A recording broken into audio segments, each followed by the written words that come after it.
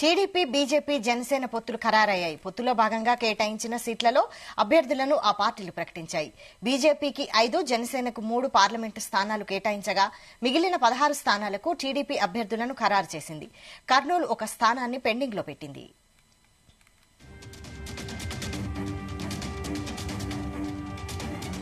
బీజేపీకి అరకు, రాజమండ్రి, నర్సాపురం, హిందూపురం, రాజంపేట స్థానాలను కేటాయించింది. అరకు నుంచి కొత్తపల్లి గీత, రాజమండ్రి నుంచి దగ్గుబాటి పురంధరేశ్వరి, నర్సాపురం నుంచి రఘురామకృష్ణరాజు, హిందూపురం సత్యకుమార్, రాజంపేట ఎన్ కిరణ్ కుమార్ రెడ్డి పేర్లు ఖరారైనట్లు సమాచారం. ఇక జనసేనకు కేటాయించిన 3 స్థానాల్లో అనకాపల్లి నుంచి నాగబాబు లేదా పవన్ కళ్యాణ్ పోటీ చేయనున్నారు. అలాగే కాకినాడ నుంచి ఉదయ్ శ్రీనివాస్, మచిలీపట్నం నుంచి బాలశౌరి పోటీ చేయనున్నారు.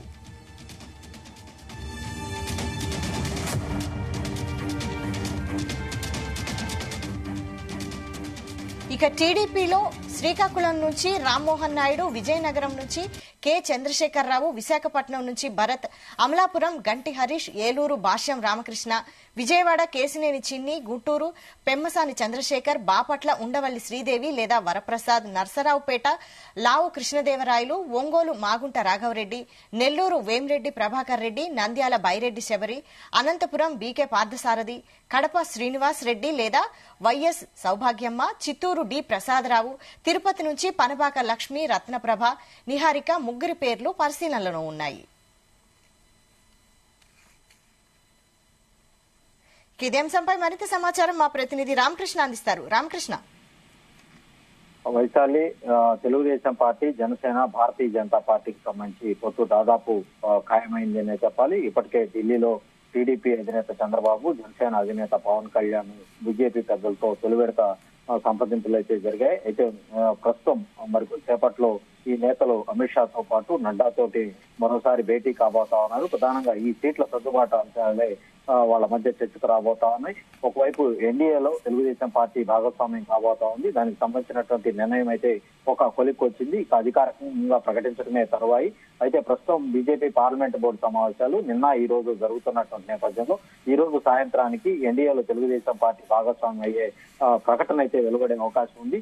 అయితే అదే క్రమంలో ఆంధ్రప్రదేశ్ లో తెలుగుదేశం పార్టీ, జనసేన, బీజేపీ ఈ 3 కలిసి రాబోయే ఎన్నికల్లో వెళుతున్నటువంటి నేపథ్యంలో ఆ పొత్తుకు సంబంధించి ప్రకటన కూడా మరికొద్దిసేపట్లో వెల్లడించే అవకాశాలు కనిపిస్తా ఉన్నాయి. ప్రస్తుతం అయితే ఈ బీజేపీ, అటు తెలుగుదేశం, జనసేన పార్టీల ముఖ్య నాయకుల మధ్య సీట్ల సర్దుబాటుకు సంబంధించి చర్చ మరికొద్దిసేపట్లో జరగబోతా ఉంది. ఎవరెవరు ఎన్నెన్ని స్థానాల్లో పోటీ చేయాలనేది ఒక క్లారిటీ అయితే వచ్చే అవకాశం ఉంది. ఇప్పటికే మనకు వచ్చిన జాబితా ప్రకారం అయితే ఒక రకంగా ఇదొక క్లారిటీ జాబితా అనే చెప్పాలి. జనసేన పార్టీ 3 పార్లమెంటు స్థానాల్లో పోటీ చేయబోతా ఉంది. అటు భారతీయ జనతా పార్టీ 5 పార్లమెంటు స్థానాల్లో పోటీ చేయబోతా ఉంది. వాటికి సంబంధించి వివరాలను కనుక మనం ఒకసారి పరిశీలిస్తే రాజమండ్రి నుంచి దగ్గుబాటి పురంధేశ్వరి పోటీ చేయబోతా ఉన్నారు. ఇక అరకు నుంచి కొత్తపల్లి గీత భారతీయ జనతా పార్టీ తరఫున ఎస్టీ నియోజకవర్గం ఉంది. అక్కడి నుంచి కొత్తపల్లి గీత పోటీ చేయబోతా ఉన్నారు. నరసాపురం రఘురామకృష్ణరాజు ప్రస్తుతం ఆయన వైఎస్ఆర్ కాంగ్రెస్ పార్టీ సిట్టింగ్ ఎంపీగా ఉన్నారు. ఆయన ప్రస్తుతం అయితే ఆ పార్టీకి రాజీనామా చేశారు. త్వరలో బీజేపీ లో చేరబోతున్నట్లు తెలుస్తా ఉంది. కాబట్టి ఆయనకు నరసాపురం పార్లమెంటు అభ్యర్థిత్వాన్ని ఖరారు చేసే అవకాశాలు ఉన్నాయి. ఇక మిగిలినది చూసుకున్నట్లయితే అటు హిందూపురం నుంచి Bharatiya Janata party senior leader గా ఉన్నటువంటి సత్యకుమార్ బరిలోకి దిగే అవకాశాలు అయితే కనిపిస్తా ఉన్నాయి.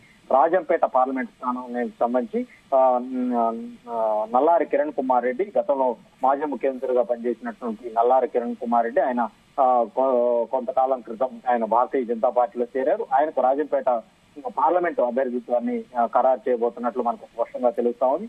ఇక తిరుపతి పార్లమెంటు స్థానం విషయానికి వస్తే రత్నప్రభ గతంలో కూడా భారతీయ జనతా పార్టీ తరఫున ఆమె పోటీ చేసి ఓటమి పాలయ్యారు.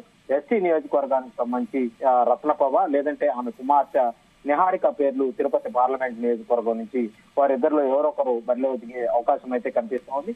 ఇంకా జనసేన పార్టీకి సంబంధించి అనకాపల్లి నుంచి నాగబాబు లేదంటే పవన్ కళ్యాణ్ ఈ సోదరులిద్దరూ ఎవరొకరు బరిలోకి దిగే అవకాశాలు ఉన్నట్లు తెలుస్తా ఉంది.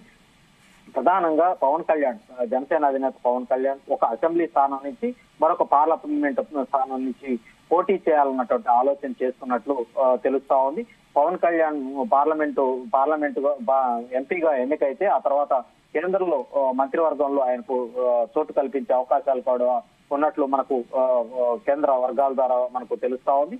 ఇక కాకినాడ విషయానికి వస్తే ఆ పార్టీకి, జనసేన పార్టీకి తొలి నుంచి వెన్నట్టు ఉన్నటువంటి ఉదయ్ శ్రీనివాస్ కు కాకినాడ పార్లమెంటు అభ్యర్థిత్వాన్ని ఖరారు చేయడం స్పష్టంగా ఉన్నట్లు ఆ పార్టీ ఉన్నట్లు మనకు తెలుస్తా ఉంది. ఇక మచిలీపట్నం విషయానికి వస్తే మచిలీపట్నంలో నిన్నటి వరకు వైఎస్ఆర్ కాంగ్రెస్ పార్టీలో ఉన్నటువంటి బాలశౌరి, వల్లభనేని బాలశౌరి, ఆయన ఇటీవలే ఆ పార్టీకి రాజీనామా చేసి జనసేన పార్టీలో చేరడం జరిగింది. ఆయనకు మచిలీపట్నం టికెట్ ను దాదాపుగా ఖాయం చేసినట్లుగా తెలుస్తా ఉంది. మొత్తానికి 25 పార్లమెంటు స్థానాలకు ఉండగా వాటిలో ఒక 8 పార్లమెంటు స్థానాల్లో జనసేన, భారతీయ జనతా పార్టీ ఈ రెండు పార్టీలు కలిసి 8 సీట్లను పోటీ చేయబోతా ఉన్నాయి. మిగిలిన 17 సీట్లలో తెలుగుదేశం పార్టీ అభ్యర్థులు బరిలోకి దిగబోతా ఉన్నారు. ఇక తెలుగుదేశం పార్టీ అభ్యర్థులు బరిలోకి దిగబోతున్నటువంటి స్థానాల విషయానికి వస్తే శ్రీకాకుళం జిల్లాలో ఆ పార్టీకి సంబంధించి గతంలో సీనియర్ నాయకుడిగా ఉన్నటువంటి కింజరపు రామ్మోహన్ నాయుడు యువకుడు, ఆయనకు ఈసారి మళ్ళీ టికెట్ ఇవ్వబోతా ఉన్నారు. ఇక విజయనగరం సంబంధించి కె చంద్రశేఖరరావుకు ఈసారి టికెట్ ఇవ్వబోతా ఉన్నారు. విశాఖపట్నం పార్లమెంట్ నియోజకవర్గానికి సంబంధించి బాలకృష్ణ అల్లుడు భరత్ కు టికెట్ ఖరారు అయినట్లు తెలుస్తా ఉంది. ఇంకా రాజమండ్రి నియోజకవర్గానికి సంబంధించి దగ్గుబాటి పురంధరేశ్వరి పార్టీ అధ్యక్షురాలు, ఆమె భారతీయ జనతా పార్టీ తరఫున పోటీ చేస్తా ఉన్నారు. ఇక అమలాపురానికి సంబంధించి గతంలో తెలుగుదేశం పార్టీలో సీనియర్ లీడర్ గా ఉండి లోక్సభ స్పీకర్ గా పనిచేస్తున్నటువంటి బాలయోగి కుమారుడు గంటి హరీష్ కు అమలాపురం ఎస్సీ పార్లమెంట్ నుంచి తెలుగుదేశం అభ్యర్థిగా బరిలోకి దిగబోతా ఉన్నారు.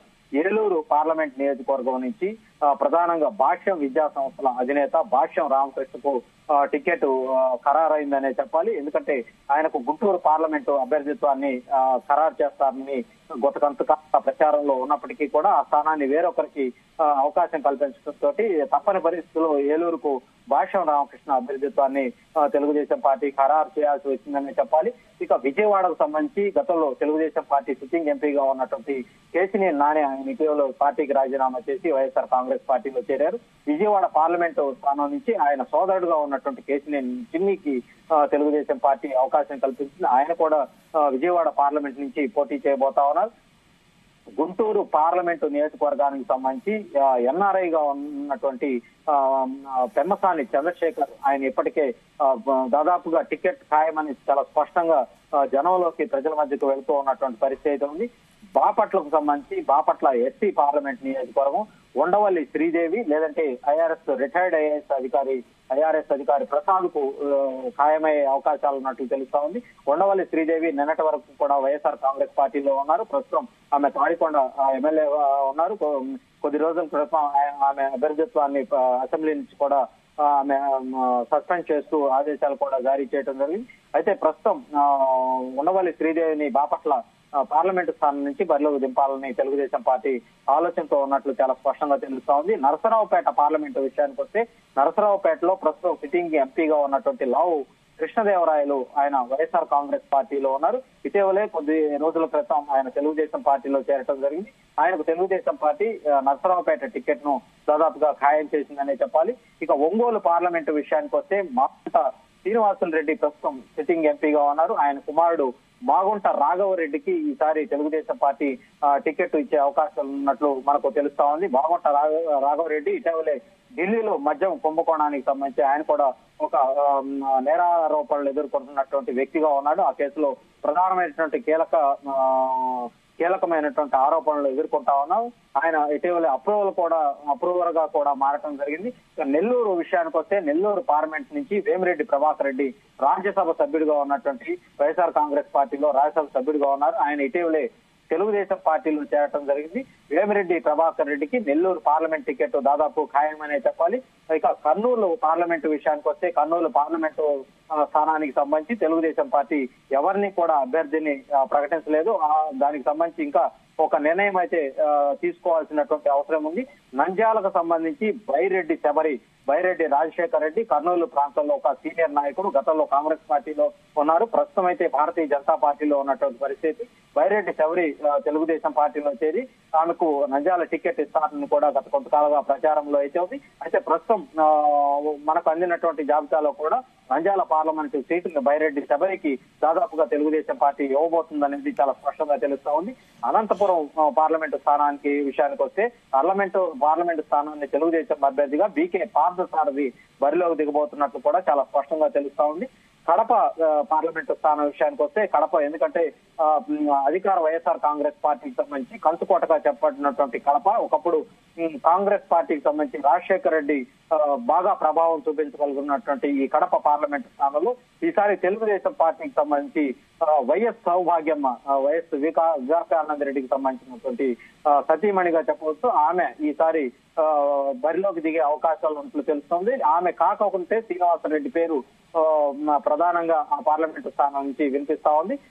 ఇక చిత్తూరుకు సంబంధించి డి ప్రసాదరావు ఆయన ఇటీవలే వైఎస్ఆర్ కాంగ్రెస్ నుంచి తెలుగుదేశం పార్టీలో చేరారు. ఆయన పేరు ప్రముఖంగా చిత్తూరు పార్లమెంటు స్థానం నుంచి వినిపిస్తున్నటువంటి పరిస్థితి ఉంది.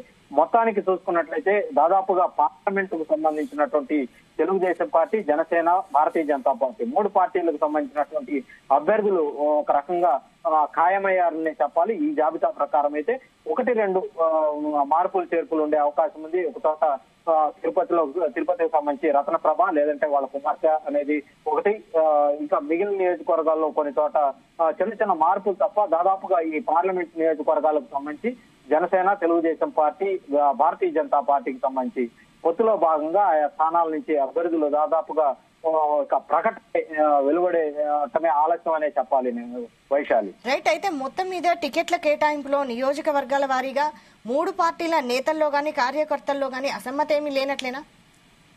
దాదాపుగా ఈ పార్లమెంటు స్థానాల విషయానికి వస్తే ఎవరిలో కూడా అసంతృప్తి అయితే లేనటువంటి పరిస్థితి ఉంది. దాదాపు తొలి నుంచి కూడా ఒక క్లారిటీతో తెలుగుదేశం పార్టీ ఉంది.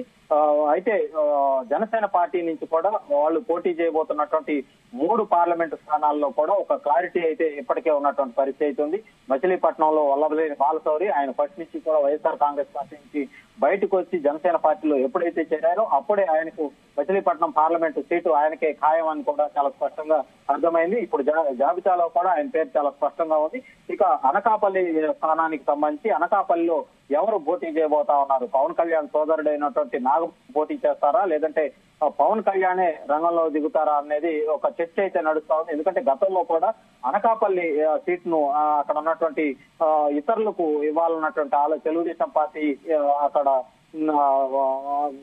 టీడీపీ పొత్తులో తెలుగుదేశం పార్టీయే అభ్యర్థి పోటీ చేయాలన్నటువంటి ఆలోచన ఉన్నప్పటికీ కూడా అయితే పొత్తు క్రమంలో జనసేన ఆ పార్టీ మాకు ఆ సీటు కావాలని ఆశించింది. ఈ క్రమంలో నాగబాబు పోటీ చేయాలని ఆలోచిస్తూ ఉన్నట్లు తెలుస్తా ఉంది. అయితే 2-3 రోజులు ఢిల్లీలో చేసుకున్నటువంటి పరిణామాల నేపథ్యంలో జనసేన అధినేత పవన్ కళ్యాణ్ పార్లమెంటుకు పోటీ చేస్తారన్నటువంటి వాదన అయితే తెర మీదకు వచ్చింది.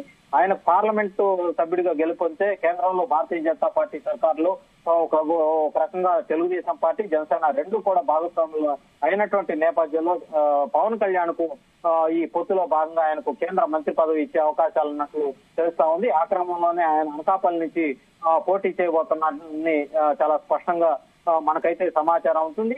ఏదేమైనప్పటికీ కూడా ఈ పార్లమెంటు స్థానాల విషయంలో ఎవరికి కూడా పొరపచ్చాలు లేవు, ఎవరు కూడా అసంతృప్తి లేరు. అయితే ఒక భారతీయ జనతా పార్టీ విషయంలోనే కొంత అసంతృప్తి ఉన్నట్లు తెలుస్తా ఉంది. భారతీయ జనతా పార్టీ కీలకమైనటువంటి విశాఖ పార్లమెంటు సీటును కోరుతా ఉంది. ఆ సీటు ఎట్టి పరిస్థితుల్లో కూడా మాకు పొత్తులో భాగంగా కేటాయించాలని అడుగుతున్నటువంటి పరిస్థితి ఉంది. అక్కడ ఇప్పటికే తెలుగుదేశం పార్టీ పార్లమెంటు సీటును ఎట్టి పరిస్థితుల్లో కూడా ఇచ్చేది లేదని చెప్తా ఉన్నారు. ప్రస్తుతం మనకు అందినటువంటి జాబితాలో కూడా విశాఖ పార్లమెంట్ సీట్ నుంచి భరత్ బాలకృష్ణ అల్లుడుగా ఉన్నటువంటి భరత్ పోటీ చేయబోతా ఉన్నారనేది చాలా స్పష్టంగా తెలుస్తా ఉంది. నిన్న కూడా బీజేపీ పెద్దలతో జరిగినటువంటి సమావేశంలో కూడా విశాఖ పార్లమెంట్ సీట్ ను భారతీయ జనతా పార్టీకి వదిలేయాలని కూడా ఢిల్లీ పెద్దలు కోరినప్పటికీ కూడా తెలుగుదేశం పార్టీ అధినేత చంద్రబాబు కూడా అది ఆ పార్లమెంట్ సీట్ ను తెలుగుదేశం పార్టీ అభ్యర్థి రంగంలోకి దిగుతారని కూడా ఆయన స్పష్టంగా చెప్పినట్టు తెలుస్తా ఉంది. విశాఖలో ఇప్పటికే అక్కడ ఉన్నటువంటి భారతీయ జనతా పార్టీ సీనియర్ నేత జీవీఎల్ నరసింహం ఈ విశాఖ నుంచి తాను భారతీయ జనతా పార్టీ అభ్యర్థిగా పోటీ చేయబోతున్నానని ఇప్పటికే అక్కడ స్థానిక నాయకత్వానికి వివరించినటువంటి పరిస్థితి ఉంది. అయితే జీవీఎల్ నరసింహ గనక టికెట్ ఇస్తే అక్కడ ఉన్నటువంటి తెలుగుదేశం శ్రేణులతో పాటు జనసేన శ్రేణులు ఎవరూ కూడా ఆయనకు పనిచేసే పరిస్థితి లేదు. ఎందుకంటే గతంలో ఈ రాష్ట్రానికి వ్యతిరేకంగా, రాజధానికి వ్యతిరేకంగా అటు వైఎస్ఆర్ కాంగ్రెస్ పార్టీకి అనుకూలంగా జీవీఎల్ నరసింహం పనిచేసినటువంటి నేపథ్యంలో ఒకవేళ భారతీయ జనతా పార్టీకి పొత్తులో వైఎస్ఆర్ విశాఖ పార్లమెంటు నియోజకవర్గాన్ని కనుక అప్పగించాల్సి వస్తే జీవీఎల్ నరసింహ అభ్యర్థిగా దిగితే మాత్రం అక్కడ ఓట్లన్నీ కూడా తెలుగుదేశం పార్టీ, జనసేన కార్యకర్తలంతా కూడా నోటాకు వేయాలన్నటువంటి ఒక నిర్ణయానికి ఇప్పటికే వచ్చారన్నటువంటి వార్తలు అయితే పెద్ద ఎత్తున ప్రచారంలో నడుస్తున్నటువంటి పరిస్థితి ఉంది. Vaishali. Right, thank you Ramakrishna.